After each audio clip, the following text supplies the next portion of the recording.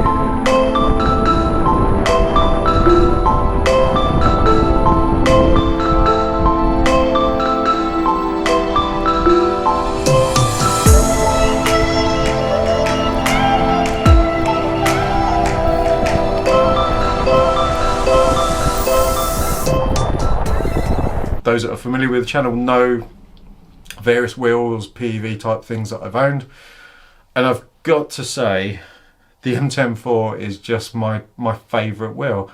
Every time I go on it, it brings a smile to my face. Every time I think about buying a one wheel, and I have ridden one wheels and had one wheels, I go back to my MTEN4 and I realise that this does that and more. And every time I get on it, and like I've been doing in this video, it shows that it can be both a commute wheel and a little off-road monster little wheel.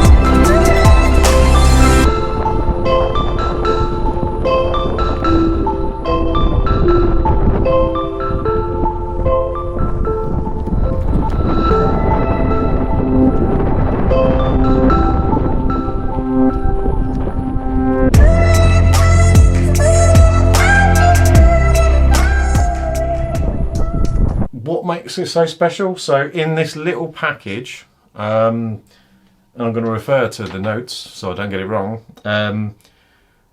It's a 1,000 watt motor, 84 volt, 750 watt hour battery, 11-inch off-road tyre. You can obviously put a street tyre on this. I've got a knobbly tyre on it because I do a bit of both. I do off-road and stuff, and to be honest, I really love the noise that this makes on tarmac with a knobbly.